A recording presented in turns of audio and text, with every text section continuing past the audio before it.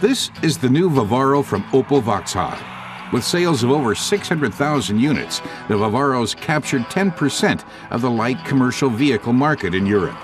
Now with the second generation built in close cooperation with Renault and Nissan, Opel is after even more of the market share of this growing segment. The car makers are focusing on keeping the cost for the customer down. Opel's Stefan Raschig says, for one, they've extended the time between inspections from once every year and 20,000 kilometers to every 2 years and 40,000 kilometers. That considerably reduces operating costs. More savings come from the choice of engine for the new Vivaro, a 1.6-liter twin-turbo. This powertrain has made a lot of progress in terms of fuel efficiency. Compared with the previous Vivaro, it consumes about 1.5 liters less fuel per 100 kilometers. Car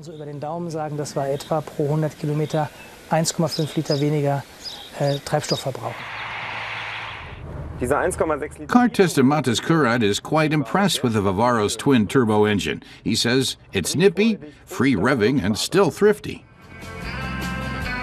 The 1.6 liters put out 88 kilowatts of power and pushes the van up to a top speed of 171 kilometers per hour. Fuel consumption is rated at a decent 5.9 liters per 100 kilometers. Our test model featured start-stop technology to recoup braking energy and save even more. Opel made sure the new Vivaro actually looks like an Opel, with the make's own design language, the flowing blade side feature, and the signature wing design for the daytime running lights. The new, bigger edition also offers more space.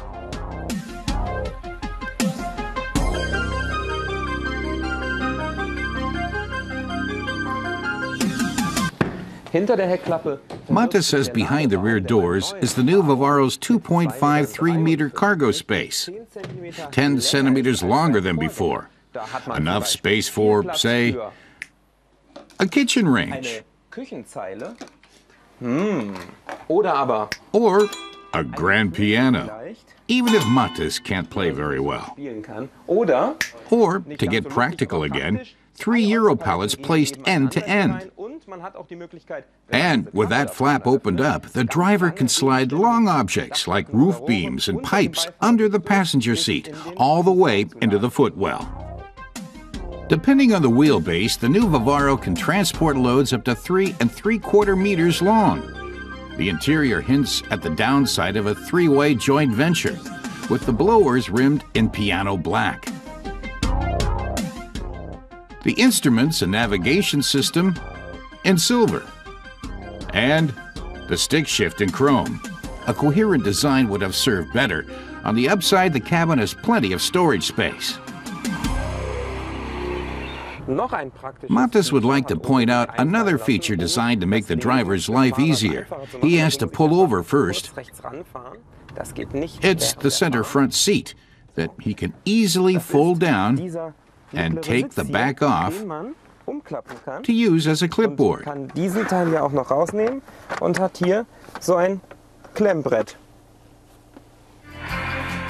A crisp transmission and responsive steering also add to the plus side, especially on a van where handling like this is unexpected. Matas realizes this is no luxury car. It's a tradesman's van, and what's important to tradespeople is the cargo space. In the new edition, it's 10 centimeters longer and quite a bit more practical.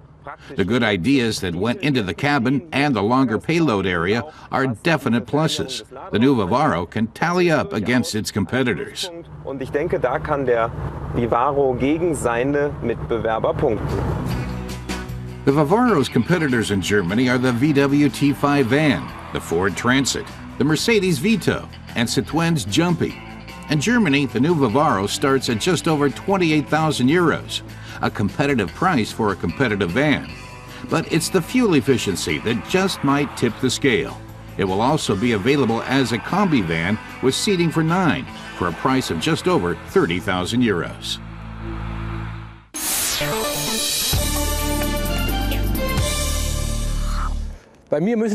Our tester Rainer is a motorcycle enthusiast, and a 1-liter engine is as low as he'll go. He likes to ride in both the city and the countryside. He's never driven an electric scooter and is a bit reluctant to compare, having always looked down on things like this.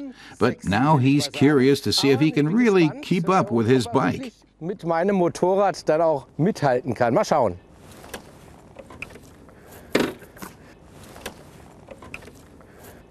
Reiner says starting up takes a little time, but then you press the button and off you go. The C-Evolution is the first electric scooter from BMW, and despite running on batteries, it's no weakling. We can give it to a biker like Reiner in good conscience. The e-scooter can zip from 0 to 50 kilometers per hour in 2.7 seconds, and from 0 to 100 in 6.2. BMW Stefan Schaller says the bike fills a new niche. The company doesn't expect it to be a volume seller right away, but it's an innovative way to meet the needs of certain customers. To make the vision of a zero-emission scooter a reality, a lot of technology had to fit into a small space. All the electrical parts are contained in this tough metal box that also serves as the scooter's frame.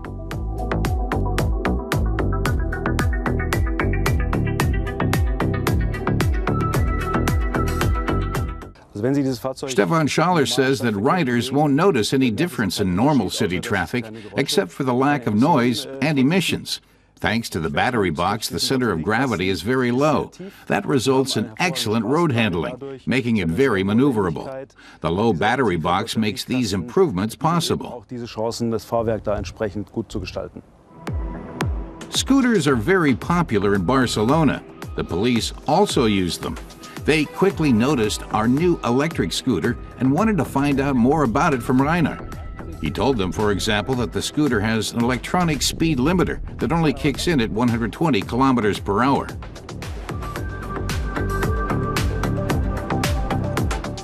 The C-Evolution has no trouble zooming along Barcelona's streets, and that's even though it has a rated output of just 11 kilowatts. Due to its high torque of 72 Newton-meters, the electric scooter leaves most of its gasoline-powered brethren far behind at the traffic light. The batteries use the same technology that BMW employs in its small electric car, the i3. In the C-Evolution, BMW uses 3 high-voltage lithium-ion modules, also found in the i3. These have been configured so that they fit in the battery housing, which also acts as a structural chassis element that can carry the weight of the scooter. Der auch als Rahmenkonstruktionsträger dient, dieses Fahrzeug quasi zu tragen. The C-Evolution's striking lime green color makes it stand out. The scooter weighs around 265 kilograms and features a reversing aid that makes it easy to maneuver. The C-Evolution is BMW's first electric maxi scooter. A full charge takes around 4 hours and allows for a range of around 100 kilometers. The man from BMW says the overall market for motorcycles has been contracting slightly for the last 6 years, so the company must keep dreaming up things to attract new clients. With the C-Evolution, they feel they'll be able to attract not only traditional motorbike riders, but also customers who currently don't use motorcycles or other gas-powered vehicles, but who like the fact that it has zero emissions. He's certain the e-scooter will appeal to car drivers and new customers who've never had anything to do with motorbikes. So what's our tester's verdict? Could the C-Evolution convince Reiner, the motorcycle rider?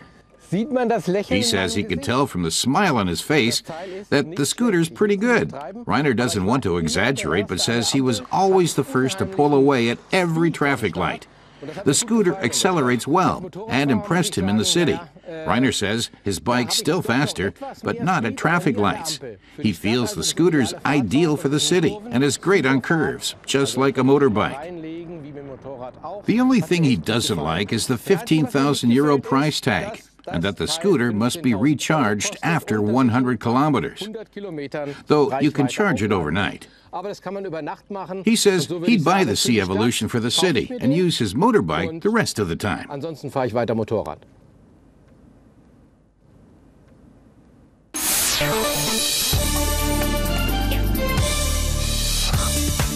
The first Toyota Aygo went on the market in 2005. It's been a great success, but to keep up with the ever tougher competition, Toyota went back to the drawing board. The design of the new Aygo stands out, and it offers many customization options. A 51-kilowatt 1-liter 3-cylinder powers the Aygo and consumes 4.1 liters of fuel per 100 kilometers. VW will roll out the off-road Beetle Dune in early 2016. Unfortunately, to get it into production quickly, VW dropped many of the good ideas from the design study. Production models won't include the ski rack that goes over the rear window, for example. At least there's a 2-color spoiler, and Beetle fans looking forward to all-wheel drive will also be disappointed.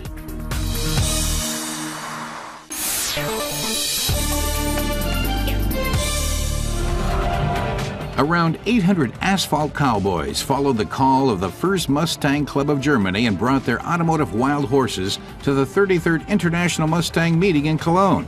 Here, the distinctive burbling sound of V8 engines is heard everywhere as fans come to mark the 50th anniversary of Ford's pony car. Visitors can admire the Mustangs of today and yesteryear. Well, Worm says he's been chairman of the first Mustang Club of Germany for some 25 years. Originally, the club was dedicated to first-generation Mustangs, built between 1964 and 1973. But now it organizes the meeting for Mustangs of all vintages. Worm says they never wanted to be just a small group of first-generation fans. So they've been able to present 50 years of Mustangs here in Cologne. Car meets like this always draw unusual cars and their owners, like this Mustang decked out in the colors of the Chicago Bears football team, and its owner who's painted his nails to match. This highway patrol show car ensures law and order prevail at the meet. And this Mustang from Holland is a replica of a race car with an interesting history. Yeah, this is actually it's a replica of a race car that was owned by Tim Allen, the actor from Home Improvement, the TV series. In the mid-90s, he actually financed the racing team of Steve Saleen. And because he put so much money in it, they offered him a racing seat on the team. So actually the 3 cars that they raced in the SSCA Pro Series, one of them was occasionally driven by Tim Allen himself. And this car is actually a replica of the car, how his car used to look back in the 90s. The mere sight of a dragster like this is enough to set a Mustang fan's heart racing. But it wasn't love at first sight for all the owners here. Olaf Hess never imagined he'd fall for this green machine.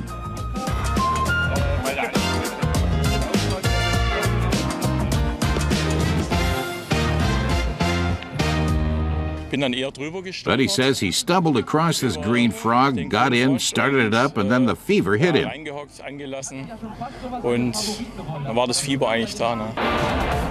If that Mustang fever ever turns into a raging fire, this car could help him cool down. Movie buffs will recognize this replica of Eleanor, the 1967 fastback Mustang Nicolas Cage steals in Gone in 60 Seconds. Ford marked the Mustang's 50th anniversary by showing off its 2015 edition of the car for the first time in Europe at the meeting in Cologne. Everyone wanted to get a shot of the new model.